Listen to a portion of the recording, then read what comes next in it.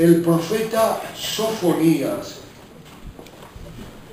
El profeta Sofonías, su libro es un libro breve, consta de 3 capítulos, y aquello en lo que se va a centrar esta mañana en nuestra meditación es en el tercero, es decir, en la conclusión del libro. Se ocupa de aquel tiempo. Si hubiera que ponerle un título, a lo menos desde mi opinión, sería el de En aquel tiempo. Tiene 2 temas que son el juicio y la renovación. Nosotros, lógicamente, vamos a contemplar ambos, aunque nos detendremos un poco más en la renovación y el juicio lo pasaremos un poco por encima.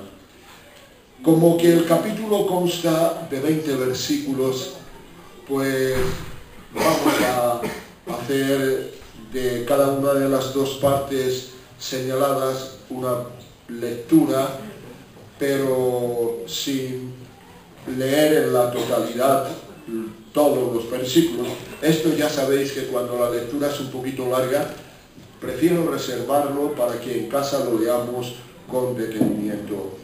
Así es que vamos a leer los 2 primeros versículos como representativos de ese periodo, de ese aspecto de juicio, y después vamos a leer los versículos del 14 al 17, ambos inclusive relacionados con lo relativo a la renovación, bendición, como queramos llamarle.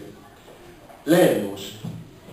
Los 2 primeros versículos comienzan con una exclamación, con un lamento.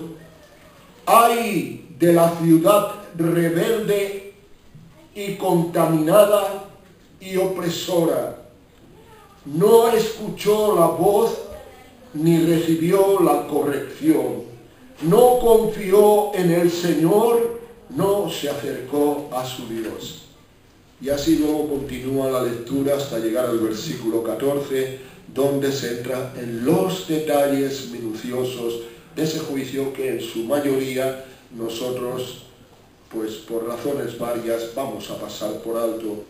Pero cuando llegamos al versículo 14, cambia absolutamente el aspecto y leemos: Canta, oh hija de Sión, da voces de júbilo, oh Israel. Gózate y regocíjate de todo corazón, hija de Jerusalén. El Señor ha apartado tus juicios, ha echado fuera a tus enemigos. El Señor es Rey de Israel en medio de ti. Nunca más verás el mal. En aquel tiempo se dirá a Jerusalén: no temas, Sión, no se debilite en tus manos. El Señor está en medio de ti, poderoso. Él salvará, se gozará sobre ti con alegría, callará de amor, se regocijará sobre ti con cánticos. Y así sigue, aunque nosotros terminamos aquí la lectura. Y la terminamos para empezar nuestra meditación, cosa que hacemos haciendo una afirmación. Y es que Sofonías tenía sus ojos bien abiertos para entender espiritualmente todo lo que pasaba en su mundo. Él entendía muy bien. Y esto también es importante para ti y para mí, que vivimos en el siglo XXI. Necesitamos, Dios quiere que entendamos todas las cosas que están pasando en nuestro entorno, en nuestra sociedad, en nuestro mundo. Dios quiere. Mira, uno de los reproches del Señor Jesús fue a su generación, en el sentido que decía: sois capaces de, si veis árboles en el cielo, decir mañana hará viento. Conocéis las señales que el cielo muestra, pero desconocéis las señales de los tiempos. Y con esto el Señor estaba diciendo a su generación la importancia que reside en conocer las señales de los tiempos. Así es que nuestro deber como cristianos, dado el discernimiento que de parte de Dios por su gracia nos ha sido dado, es el de conocer, el de entender lo que está pasando, por qué está pasando, y aún ir más allá, lo que pasará.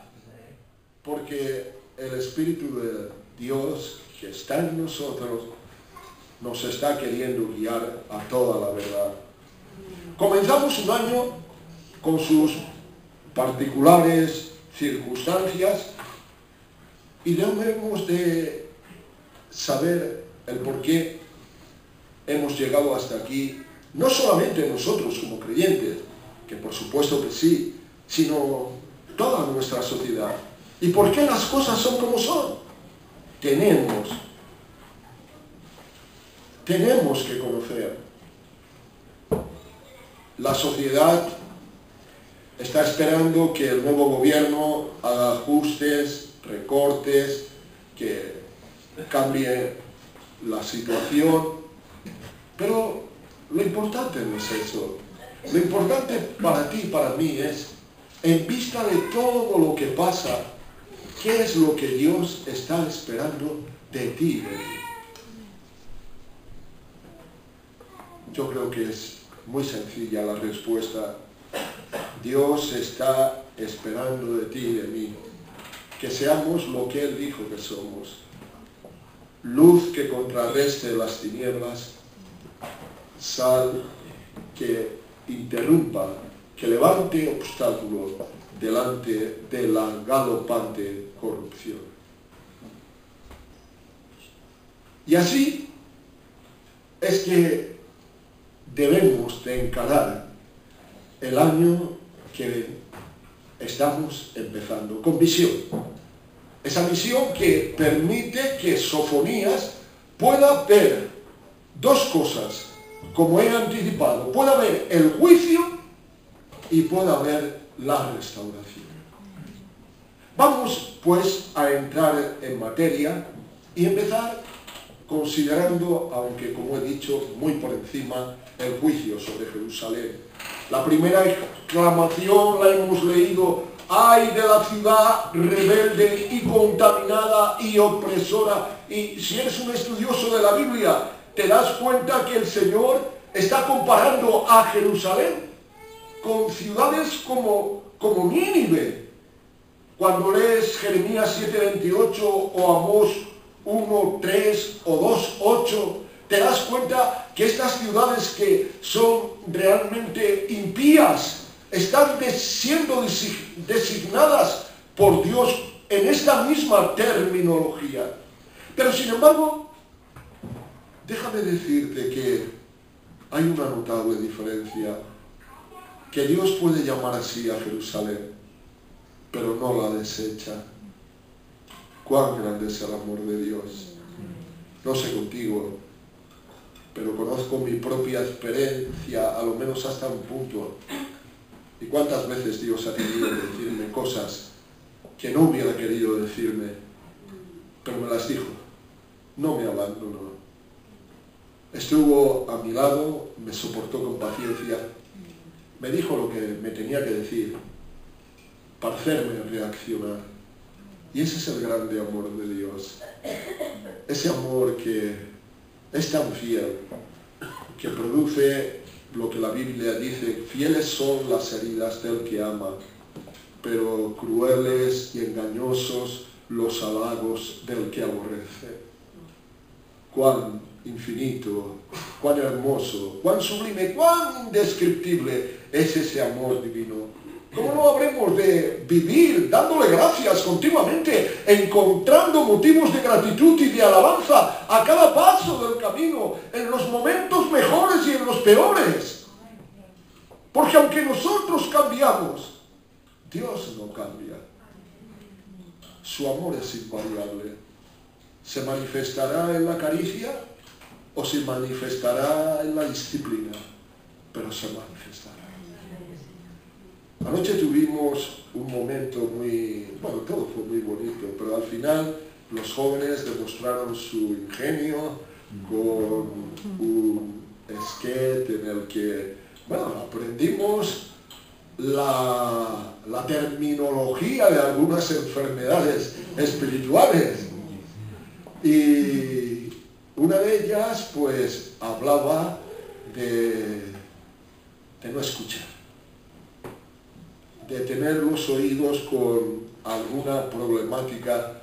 Y sí, es muy importante escuchar. Exactamente, lo hemos leído también, el que Dios dice, no escuchó la voz, ni recibió la corrección, ni confió en el Señor, no se acercó a su Dios. Y aquí decía el doctor, está la gran problemática. Hace falta la receta que extendió, escuchar al Señor. El Señor ha dicho, acercaos a mí, yo me acercaré a vosotros. Porque hay tanta competencia, hay tantas cosas que están demandando nuestra atención, que quieren desviarnos de lo único que realmente tiene importancia, la voz de Dios, la voz que nos habla en tantas maneras. Nos habla con voz callada en el corazón, algunas veces con voz audible, otras veces por medio de las circunstancias. Nos habla mediante ejemplos, nos habla continuamente, y el tener la capacidad auditiva. Bienaventurados, diría el Señor, los que tienen oídos para oír. Algunos tenemos oídos para oír, pero quizás sea por la edad que no oímos tan bien como oíamos. Pero bendito sea Dios, porque el Espíritu no tiene edad. Y con el oído espiritual seguimos oyendo bien y claro. No por nuestro mérito, por la gracia de Dios. Pero queremos que esa gracia vaya en aumento para que cada día nuestras facultades auditivas estén más y más despiertas. Como el pueblo de Israel persistió en la dureza de su corazón, cuando se sigue la lectura, ya he dicho que nosotros vamos a ir a grandes pasos en este tema, pero es imperativo decir que el juicio llegó. El versículo 5 dice, el Señor en medio de ella es justo, no hará iniquidad, de mañana sacará a luz su juicio, nunca faltará.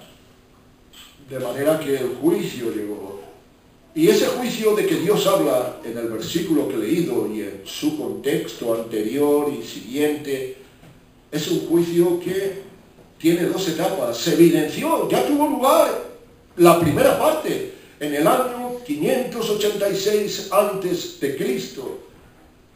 Babilonia cayó sobre Jerusalén y Jerusalén fue arrasada, quemada y sus habitantes masacrados y los supervivientes llevados en cautiverio.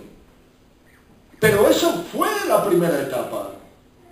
He dicho que si hubiera de ponerle un título a este capítulo le pondría en aquel tiempo, porque hay un tiempo futuro, que es el que está contemplando la vista clara de Sofonías. En aquel tiempo, en ese tiempo final, en lo que falta, en lo que la Biblia llama en el Antiguo Testamento el día del Señor, aún está por llegar y entonces se cumplirá notablemente. No aprendió, cometió una torpeza, y como que he dicho que es tan importante el oír, esto no lo quiero dejar en el tintero. Creo que hay, como he señalado, muchas maneras de oír, y una de las que he mencionado es el ejemplo. Y fijaos en el versículo 6 y 7, Dios dice, hice destruir naciones, sus habitaciones están asoladas, hice desiertas sus calles, hasta no quedar quien pase, sus ciudades están asoladas hasta no quedar hombre, hasta no quedar habitante. Pero dejando lo que nuestra imaginación puede ver con referencia a esta palabra, cuando seguimos con el versículo siguiente, encontramos lo que entre comillas podríamos llamar la decepción de Dios.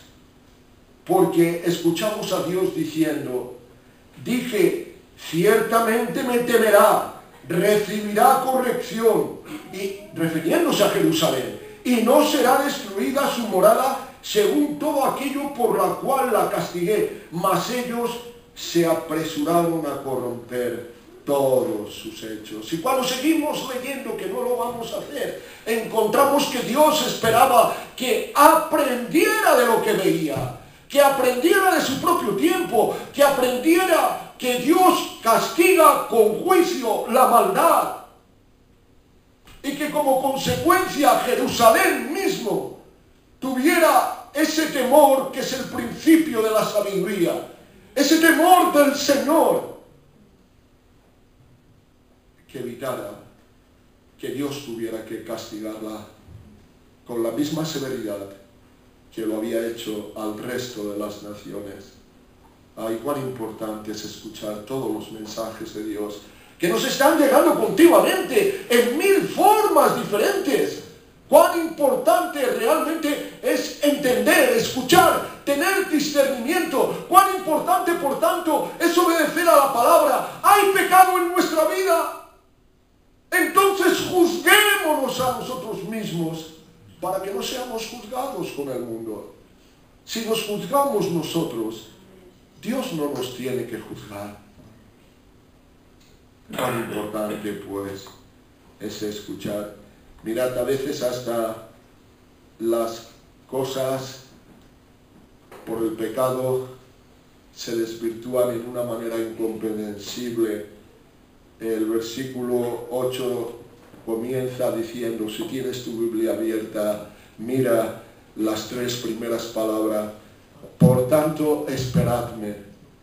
Pero si sigues leyendo, te darás cuenta que esa palabra esperadme, que está siendo siempre una palabra consoladora, que está hablando siempre de una espera en confianza, de una espera realmente en paz, en quietud, sabiendo que Dios trae la bendición, la misericordia, la liberación, la sanidad.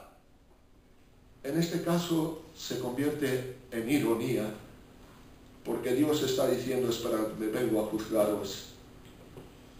Y es que aún lo mejor se convierte en peor cuando dejamos que el pecado actúe por sus fueros.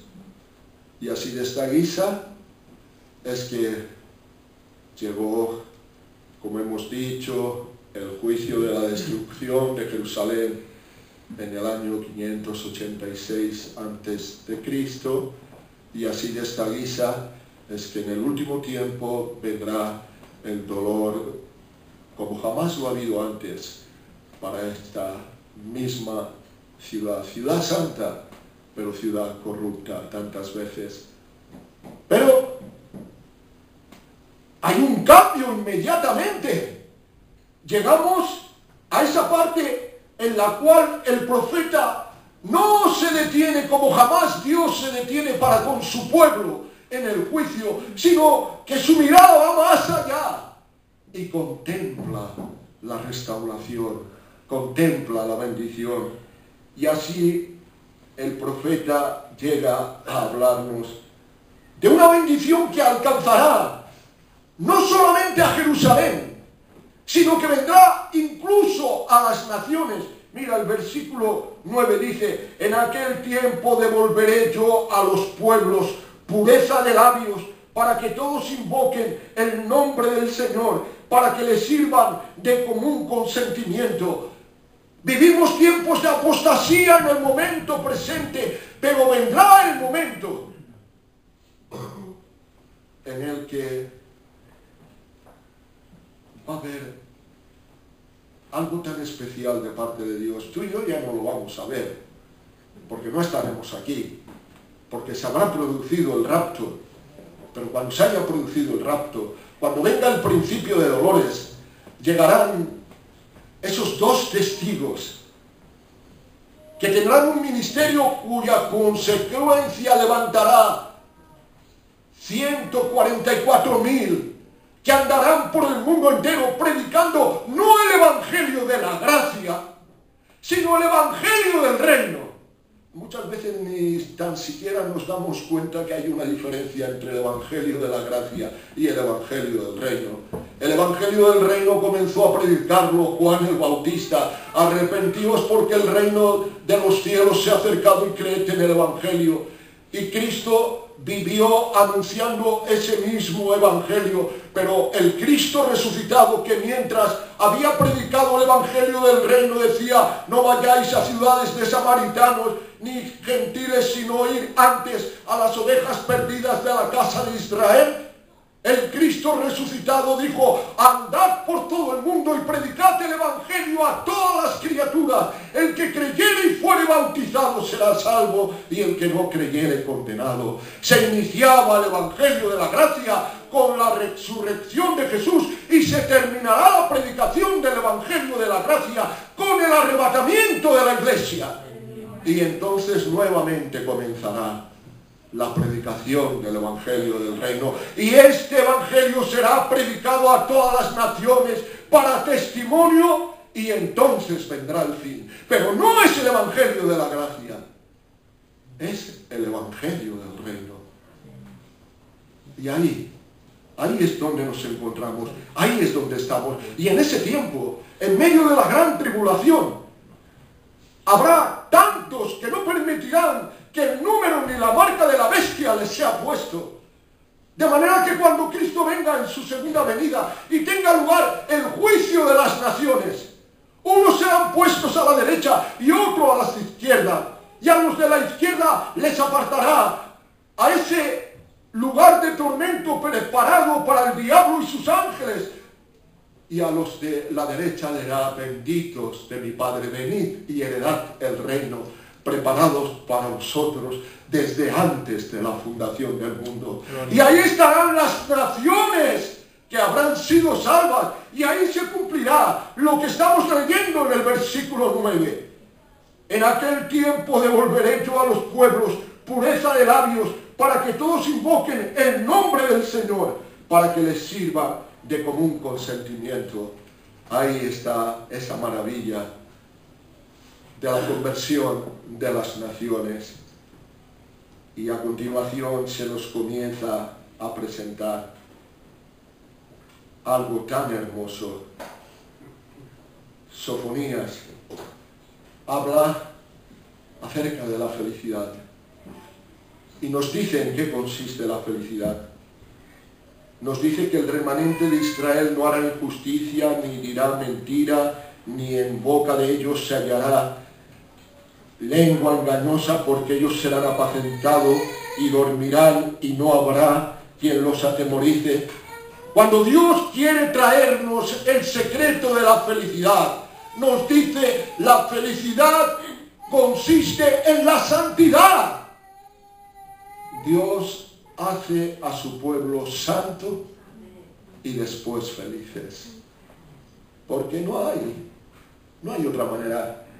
Y para ello es necesario a veces el levantar muros. La Biblia dice que en Jesús fue derribado ese muro que los hombres tenemos tendencia a levantar, muros de separación en cuanto a discriminación racial, social, todas las que queráis. Ese lo derribó el Señor. Pero es cierto que el Señor también levanta un muro, porque en el versículo 11 dice: porque entonces quitaré de en medio de ti a los que se alegran en la soberbia, y nunca más te ensorbecerás en mi santo nombre, y dejaré en medio de ti un pueblo humilde y pobre, el cual confiará en el nombre del Señor. De manera que hay un muro que Dios sí que levanta. Un muro de separación. La propia palabra de santidad. ¿Qué significa santo? Santo significa separado. Santo significa puesto aparte. Santo significa alguien que es quitado de un lugar para ponerle en otro, o quitado de una actividad para ponerla en otra. Y todo aquel que ha nacido de nuevo es un santo. Y sin género de dudas, si Dios hace una separación entre el santo y el impío, ¿cómo no habremos nosotros de hacerlo? Cuán importante es levantar también nosotros ese muro. En nuestra vida hay muros que derribar, pero hay otros que levantar. Y tenemos que hacerlo con inteligencia y tenemos que hacerlo con sabiduría. Tenemos otras expectativas que el resto del mundo. Tenemos otras esperanzas. Tenemos otra visión. No estamos contra nadie. No sentimos desapego hacia nadie, sino todo lo contrario. Pero si queremos bendecir a los no creyentes, no los vamos a bendecir siendo como ellos, sino siendo como Jesús nos demanda. Y entonces hay bendición para nosotros y hay bendición para aquellos a quienes queremos atraer. Mira, habrá separación, habrá salvación, como hemos visto, y habrá gozo. Anoche fue hermoso cuando hubieron momentos muy particulares cuando las hermanas, algunas hermanas tomaron la iniciativa, precisamente este texto, de salir danzando, cuando se cantaba ese cántico de que nuestro Dios es Dios alegre. Pero eso es exactamente lo que dice la Escritura, y aquí permíteme entretenerme un momento. Hemos empezado a leer en el versículo 14, y es un mandato de Dios, un mandato que dice: canta, oh hija de Sión, da voces, griterío de júbilo, gózate y regocíjate de todo corazón, hija de Jerusalén. Lo que anoche hicisteis fue cumplir con el mandato del Señor. Aquel que cambia el lamento en danza. Regocíjate, canta a tu Dios, alaba su nombre. Eso es algo que será pleno y absoluto en el milenio, porque Sofonías está contemplando el milenio, pero que es para ti y para mí, para los creyentes, exactamente igual ahora, porque tenemos el Espíritu Santo. La vida del cristiano tiene que ser realmente alegre. No importa que haya situaciones. Esas situaciones, si existen, son porque Dios las permite. Y si Dios las permite, es que por medio de ellas nos va a hacer ver su gloria. Nos va a bendecir. Así que antes que entristecernos, el cristianismo no es algo que se arrastra, no es algo que se soporta. El cristianismo es algo que se disfruta. Y ese es el mandato de Dios. Disfruta, estate alegre. Gracias a Dios por aquellos cristianos, hombres y mujeres, jóvenes y ancianos, que disfrutan de su fe. No digo disfrutan de sus circunstancias, digo disfrutan de su fe. Porque las circunstancias varían mucho, pero desde luego ni un solo cabello cae de nuestra cabeza sin el permiso del Señor. Así que si el Señor permite que las circunstancias no sean como quisiéramos, es lo que nos conviene y hay que disfrutarlo. Dios quiere que seamos alegres. Gózate y regocíjate de todo corazón. No con una mueca de sonrisa, sino con un corazón exuberante, radiante, jubiloso, inflamado por la alegría. Vivamos con alegría, porque estamos en su presencia. El versículo 15 dice: el Señor ha apartado tus juicios